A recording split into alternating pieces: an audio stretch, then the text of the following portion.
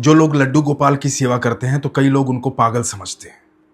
सोचते हैं कि एक पीतल की मूर्ति कैसे भोग लगा सकती है, कैसे दूध पी सकती है, क्यों इतनी सेवा करते हैं, उनका श्रृंगार करते हैं, पोशाक धारण करवाते हैं, उनको स्नान करवाते हैं, क्यों ऐसा करते हैं? क्या वो सच में पीतल की मूर्ति होती है या साक्षात भगवान होते हैं? आइए ये प्रसंग सुनते हैं और इससे जानते हैं कि वो साक्षात भगवान होते हैं तो कैसे आते हैं भगवान एक पीतल की मूर्ति में। हरे कृष्ण दोस्तों, मैं हूं अनुज शर्मा। प्रयागराज के पास एक गांव में एक महिला रहती थी। महिला के पति बैकुंठ धाम चले गए थे। अकेली रहती थी और कोई था नहीं उसका। उसको लगा कि यहां से छोड़कर माता पिता के घर चली जाऊं, और तो कोई है नहीं मेरा। तो माता पिता का घर भी पास के ही गांव में था। अपने माता पिता के घर चली गई, माता पिता की सेवा करने लगी। इकलौती बेटी थी। अब लेकिन उसका अकेलापन जो था वो उसे खाता था। माता पिता की सेवा तो करती थी लेकिन बड़ा अकेला अकेला महसूस करती थी। समझ में नहीं आ रहा था क्या करूं क्या ना करूं। किसी ने सलाह दी कि तुम भगवान की शरण ले लो, ठाकुर जी की सेवा किया करो, लड्डू गोपाल ले आओ, उनसे बातें करो। मन की बातें उनसे करोगी, उनकी सेवा करोगी, दिन ऐसे ही कट जाएंगे और भगवान की सेवा हो जाएगी, नाम जाप हो जाएगा, अच्छे कर्म हो जाएंगे, बैकुंठ धाम चली जाओगी। तो भगवान की सेवा करो। मन में यह भाव जागृत हो गया कि ठीक है, माता पिता की सेवा के साथ साथ लड्डू गोपाल की सेवा करूंगी। लड्डू गोपाल ले आई। अब लड्डू गोपाल की सेवा करने लगी। माता पिता की सेवा करती थी, लड्डू गोपाल की सेवा करती थी। अब दिन का पता ही नहीं लगता था, भगवान की सेवा में पूरा दिन कहां चला जाता था। धीरे धीरे समय बीतने लगा और उसके माता पिता बैकुंठ धाम चले गए। अब घर में रह गई वो अकेली और उसके लड्डू गोपाल। अब सारा दिन लड्डू गोपाल से बातें करती थी, उनसे प्रेम करती थी। पोशाक धारण करवाना, श्रृंगार करना, स्नान करवाना, शयन करवाना, उनके साथ बैठ करके बातें करना, यही दिनचर्या थी। जब मोहल्ले में बैठती थी बाकी महिलाओं के साथ तो उनसे भी यही बातें करती थी। मेरे ठाकुर जी ऐसे, मेरे ठाकुर जी ऐसे, मेरे कन्हैया ऐसे, मेरे कन्हैया ऐसे। अरे बड़े नखरे दिखाते हैं। कई बार तो पोशाक नहीं पहनते हैं, अपनी बांसुरी फेंक देते हैं, दूध पीने से मना कर देते हैं। अरे कभी यहां से उठ करके वहां जाकर के बैठ जाते हैं। मेरी तो समझ में ही नहीं आता। कई बार तो मुंह फुला लेते हैं, भोग ही नहीं लगाते, बड़ी जिद करते हैं। कई बार कहते हैं कि ये नहीं खाना, कई बार कहते हैं वो नहीं खाना, लेकिन बड़ा प्रेम करते हैं मुझसे। इतना प्रेम करते हैं कि जब भी मैं बातें करती हूं बड़े ध्यान से सुनते हैं, मेरे सारे कष्ट जानते हैं, बेहद प्रेम करते हैं। मुझे बता देते हैं कि मैया आज मेरा ये खाने का मन है, मैया आज मैं यहां बैठकर तेरी बातें सुनूंगा। मुझसे बातें भी करते हैं, नाराज भी होते हैं। सब महिलाओं को सारा दिन अपने लड्डू गोपाल की बातें बताती थी। बाकी महिलाएं इस महिला के जाने के बाद ये कहती थी ये पागल हो गई है, इसको लगता है इसके घर ठाकुर जी रहते हैं, इसको लगता है कृष्ण कन्हैया सारी दुनिया छोड़कर इसके घर में आकर के बैठ गए, एकदम पागल हो गई है। इसके मुंह पर कोई कुछ नहीं कहता, पीछे से लोग बुराई करते, लेकिन महिला थी, साथ में बैठती थी, बातें करती थी, इसलिए कोई ज्यादा बुरा भी नहीं मानता था। सोचता था कोई बात नहीं, थोड़ी देर बोल लेगी, उसके बाद हमारी भी सुनेगी। ऐसे ही समय व्यतीत हो रहा था। एक दिन मोहल्ले की सब महिलाओं ने कहा कि सुनो, हम सब प्रयागराज जा रहे हैं कुंभ में स्नान करने, तुम चलोगी? तो इसने कहा कि मैं चलना तो चाहती हूं, लेकिन मेरे लड्डू गोपाल का क्या होगा, मेरे ठाकुर का क्या होगा? मैं उससे बात करती हूं, उसको समझाती हूं, फिर मैं तुम्हारे साथ चलूंगी। तो सब महिलाओं ने कहा कि ठीक है, तुम बता देना, हम कल सुबह निकलेंगे।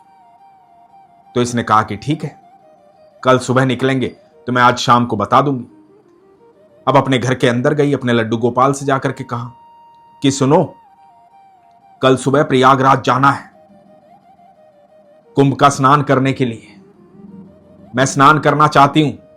अब जीवन में जितने पाप किए हैं वो पाप भी तो धोने पड़ेंगे ना। संगम पे स्नान करूंगी तो तुम यहीं रहना, भोग की व्यवस्था करके जाऊंगी, घर में खेल लेना, इधर उधर जहां मन करे बैठ जाना, उछल लेना, कूद लेना, जो मन करे वो कर लेना।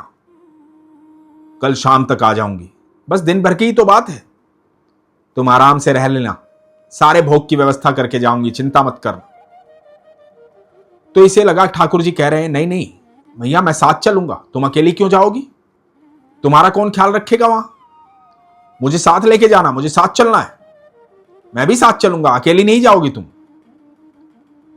और ये कहती अरे सब महिलाएं जा रही हैं, सबके साथ जा रही हूं, अकेली थोड़ी जा रही हूं, इसलिए तुम यहीं रहना, चुपचाप घर में रहना, कभी कभी अकेले भी रहा करो। और शाम को बाकी महिलाओं को इसने कह दिया कि ठीक है कल सुबह मैं भी चलूंगी। सुबह बैलगाड़ी आ गई, ये घर से निकलने लगी, ठाकुर जी के भोग की सारी व्यवस्था कर दी थी, जाकर के बैलगाड़ी में बैठ गई। बैलगाड़ी थोड़ा सा आगे बढ़ी और इसने सबको कहा कि रुको रुको रुको। सब हैरान हो गए, क्या हुआ। अब क्योंकि ये थोड़ी बुजुर्ग हो गई थी इसलिए थोड़ा सम्मान भी करते थे लोग। बोले री मैया क्या हो गया, क्या भूल गई। तो इसने कहा अरे मेरे ठाकुर जी आवाज दे रहे हैं, वो कह रहे हैं मुझसे अकेले नहीं रुका जाएगा, मैं उनको लेकर आती हूं, रुको 1 मिनट। और ये भाग करके अपने घर वापस गई, जाकर ठाकुर जी को बोली कि चलो साथ में, इतनी जिद अच्छी नहीं होती, अब चलना चाहते हो तो चलो साथ में। और ठाकुर जी को लिया और आकर के बैलगाड़ी में बैठ गई। अब बैलगाड़ी में बैठते ही बोलने लगी, बड़े जिद्दी हैं, मानते ही नहीं, मैंने कल बहुत समझाया था, सुबह जब मैं निकलने लगी तब तो कुछ नहीं बोले, अब मैं बैलगाड़ी में बैठ गई तो मुझे आवाज दे रहे हैं कि मुझे भी साथ लेकर चलो, मुझे भी साथ लेकर चलो। अब सब महिलाएं जानती थी कि ये जो मैया है ये ऐसी ही बातें करती है, तो इसकी बातें सुन लेते थे, परेशान भी हो जाते थे लेकिन सुन लेते थे। अब ये मैया कहने लगी कि सुनो तुम थोड़ा पीछे बैठ जाओ, मुझे आगे बैठने दो, इसको बैलगाड़ी में आगे बैठना है, मेरा कान्हा ऐसे आगे देखना चाहता है, इसको आगे बैठने दो। तो महिलाएं थोड़ी एक तरफ हो गई, उसको आगे बिठा लिया। अब ऐसे ऐसे सफर कटने लगा और प्रयागराज जा पहुंचे। प्रयागराज में जाकर के एक कैंप में रुके, एक टेंट लगाया उसमें रुके। अब सब टेंट से निकल करके नहाने के लिए जा रहे थे। जब नहाने जाने लगे तो इसने ठाकुर जी को कहा कि सुनो पानी बहुत ठंडा है, तुम यहीं रुक जाओ, मैं स्नान करके आती हूं। तो इसे लगा ठाकुर जी कह रहे हैं नहीं मैं भी साथ चलूंगा, मैं यहां क्यों रुक जाऊं, यहां तक आया हूं तो मैं भी साथ चलूंगा। तो इसने कहा कि ठीक है चलो साथ। अब वहां जाकर के गंगा के किनारे बिठा दिया, खुद स्नान किया। जब स्नान करके बाहर निकली तो आवाज सुनाई दी, ठाकुर जी कह रहे हैं मुझे भी तो डुबकी लगवाओ, मुझे भी तो स्नान करना है, सबने स्नान कर लिया, मैं यहां क्यों बैठा रह गया। तो इस मैया ने कहा अरे कान्हा पानी बहुत ठंडा है, तुम्हें सर्दी लग जाएगी, तुम क्या करोगे स्नान करके, बस यहां बैठे रहो। तो ठाकुर जी ने कहा कि नहीं नहीं मुझे भी स्नान करना है। तो इस मैया ने कहा कि ठीक है आओ, और ठाकुर जी को भी गंगा मैया में डुबकी लगवा दी। जब डुबकी लगवा दी तो इसको लगा कि ठाकुर जी ठिठुर रहे हैं, सर्दी लग रही है। तो कहने लगी मैंने कहा था ना सर्दी बहुत है, ठंडा पानी है, अब हो रही है ना ठिठुरन। और कंबल में दुबका लिया अपने ठाकुर जी को और बोली कि अभी यहीं बैठे रहो, रुको गरम गरम दूध लेकर आती हूं। और गरम गरम दूध लेकर आई और ठाकुर जी को वहीं पर गंगा किनारे भोग लगाया, कहा कि गरम गरम दूध पी लो, ठीक हो जाओगे। कंबल में लिपटे हुए छोटे से लड्डू गोपाल दूध का भोग लगा रहे हैं। सब मैया को देख रहे हैं कि मैया सच में पागल हो गई है, इसकी सारी दुनिया इस लड्डू गोपाल में है। ये पीतल की मूर्ति पता नहीं क्या बात करती है इनसे, समझ में नहीं आता। और मैया को कोई समझाए कैसे कि ये सिर्फ मूर्ति है, सारा दिन इन्हीं से बात करती है, क्यों इनसे बात करती है, ये सच नहीं है, इनके मारे दुखी रहती है, परेशान रहती है। मेरे लड्डू गोपाल भोग लगाएंगे, मेरे लड्डू गोपाल को सर्दी लग रही है, मेरे लड्डू गोपाल स्नान करेंगे, मेरे लड्डू गोपाल ऐसे करेंगे, मेरे लड्डू गोपाल वैसे करेंगे। किसी के अंदर इतनी हिम्मत नहीं थी कि इन मैया को समझाए और कहे कि ये मूर्ति है, ये भगवान नहीं है। तुम सोच रही हो सारी दुनिया अनंत ब्रह्मांड को छोड़ करके वो तुम्हारे साथ बैठे हुए, लेकिन कोई ये बात कह नहीं सकता था। मैया ने लड्डू गोपाल को लिया, वापस अपने टेंट में गए। अब सब जाने की तैयारी कर रहे थे, वापस जाने की, सबने स्नान कर लिया था। तो सबने कहा कि मैया चलते हैं, अब आओ। तो मैया ने कहा, अरे रुको, मेरे ठाकुर जी कह रहे हैं उनको जलेबी खानी है। बेटा कोई जलेबी ला दो, मेरे ठाकुर जी को जलेबी खानी है। सबने कहा, अरे मैया रात होने से पहले पहुंचना है, चलने का समय हो गया है, चलो वहां अपने घर पे खिला लेना, अब चलो यहां से। मैया ने कहा, नहीं बेटा, बिना जलेबी खाए मेरे लड्डू गोपाल नहीं जाएंगे, जलेबी खानी है इनको। तो उन महिलाओं के साथ एक पुरुष आया था। उसने कहा, इस मैया को खुद ही खानी होगी जलेबी, इसलिए भगवान का बहाना कर रही है, लेके आता हूं, नहीं तो नहीं मानेगी। वो जाकर के जलेबी लेकर आया और कहा, लो मैया जलेबी, खिला लो अपने लड्डू गोपाल को। मैया ने लड्डू गोपाल के सामने जलेबी रखी, अपनी साड़ी के पल्लू से पर्दा किया और कहा कि ठाकुर जी भोग लगा लो। थोड़ी देर बाद साड़ी के पल्लू का पर्दा हटाया, जलेबी ज्यों की त्यों रखी थी। वो आदमी बोला, हो गया, लग गया भोग, अब खा लो ये जलेबी, तुम्हें खानी थी ना। अरे पीतल की मूर्ति है, ये कहां जलेबी खाएगी, मैया कैसी बात करती हो तुम भी। वो थोड़ा चिड़चिड़ा हो गया था। मैया ने कहा, नहीं बेटा ऐसी बात नहीं है, पता है जलेबी क्यों नहीं खाई? ये असली घी की जलेबी नहीं है, ये नकली घी की जलेबी है जो तुम लाए हो।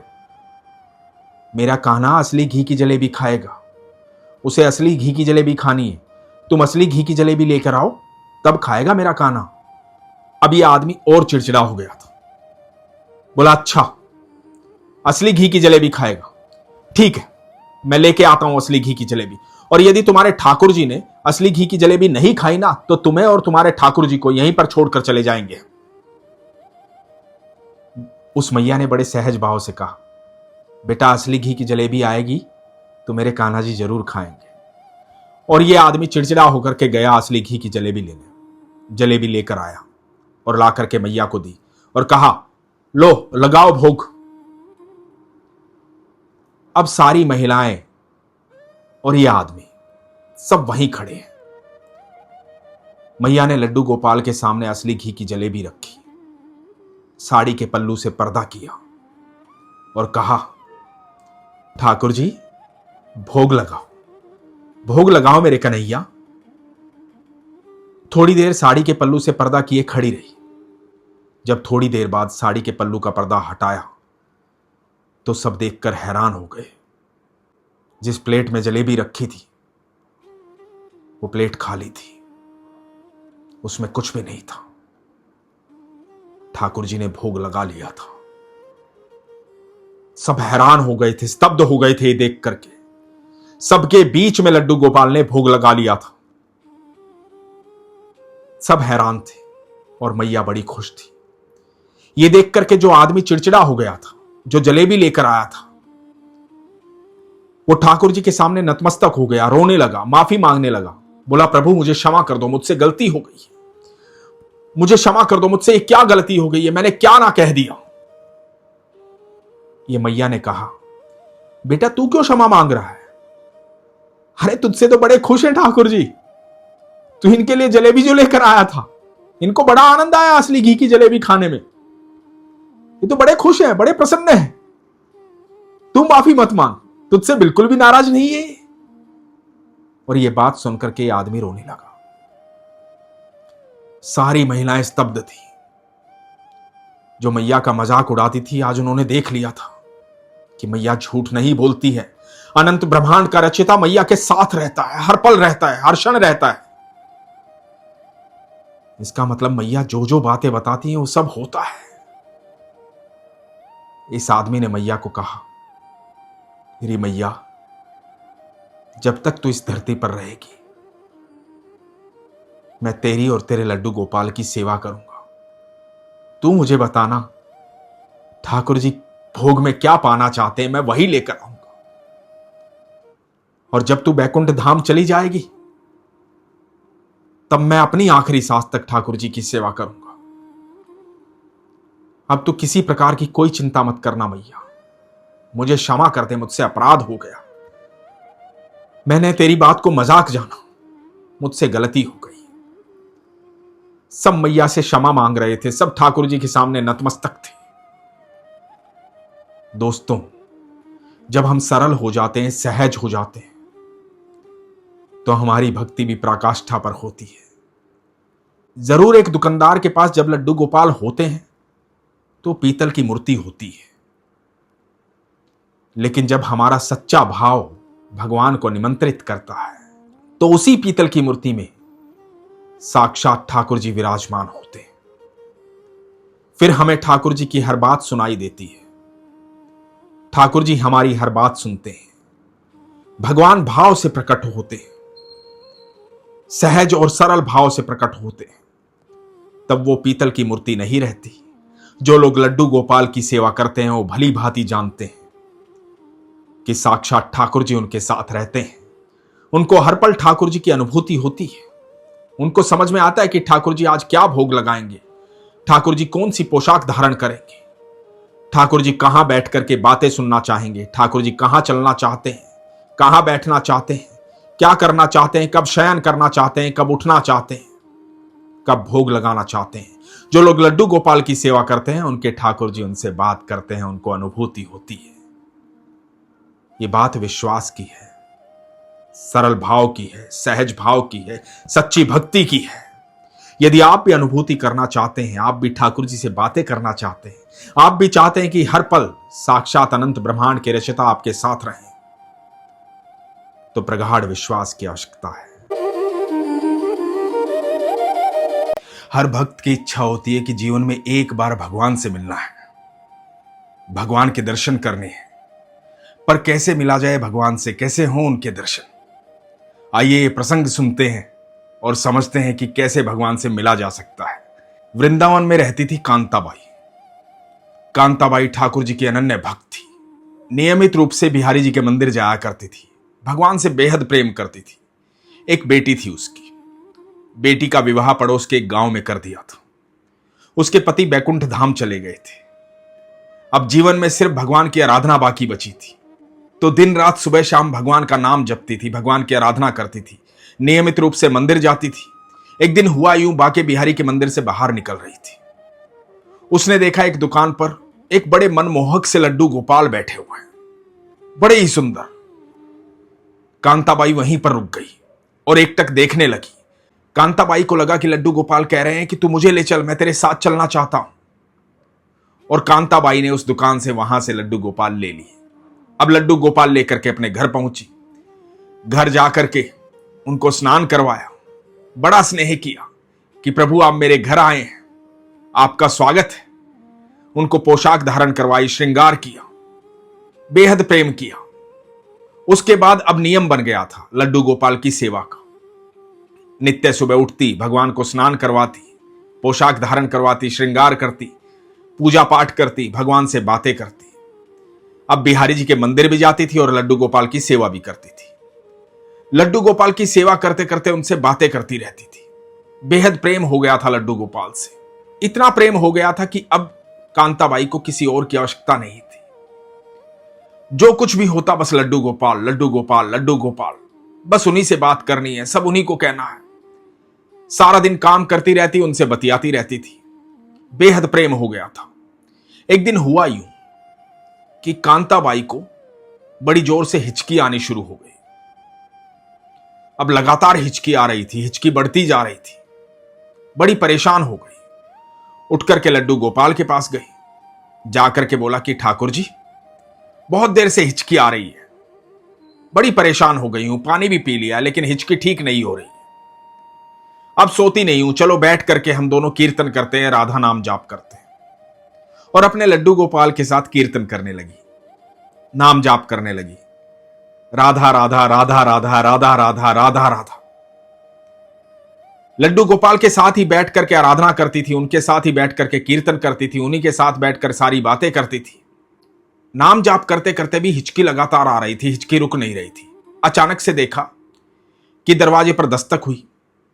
उठकर गई तो देखा कांताबाई की बेटी आई हुई है।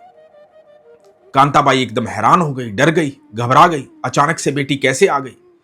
अब उन दिनों फोन तो होते नहीं थे कि फोन करके आए, मां को बताए कि मां मैं आ रही हूं। अचानक से आ गई थी। जब बिटिया अचानक से अपने घर आ जाती है तो माँ बाप को चिंता हो जाती है। कांताबाई को भी चिंता हो गई। कांताबाई ने कहा कि सब ठीक है, कोई परेशानी तो नहीं है, क्या बात हुई, अचानक क्यों आ गई? तो कांताबाई की बेटी ने कहा कि मां तेरी बहुत याद आ रही थी, सुबह से बहुत याद आ रही थी, मन कर रहा था तुझसे मिलने का, इसलिए आ गई। और कांताबाई ने यह ध्यान किया कि अब उसकी हिचकी नहीं आ रही थी, हिचकी रुक गई थी। तो कांताबाई ने बताया कि मुझे सुबह से इतनी हिचकी आ रही थी, बड़ी परेशान हो गई थी, पानी भी पिया था लेकिन हिचकी रुकी नहीं थी। अब हार करके अपने लड्डू गोपाल के साथ ठाकुर जी के साथ कीर्तन करने लगी थी, इतने में तू आ गई। तो कांताबाई की बेटी ने कहा कि मां हिचकी क्यों नहीं आएगी, मैं तुम्हें इतना याद जो कर रही थी, सुबह से मुझे बहुत याद आ रही थी। मैंने अपने पति को बताया, उनको बताया कि मुझे मां की बहुत याद आ रही है। तो उन्होंने कहा कि जाओ मां से मिलकर आओ।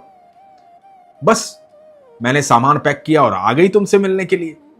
अब देखो मेरे आते ही तुम्हारी हिचकी भी रुक गई, क्योंकि मैं तुम्हें इतना याद कर रही थी, इसलिए तुम्हें इतनी हिचकी आ रही थी।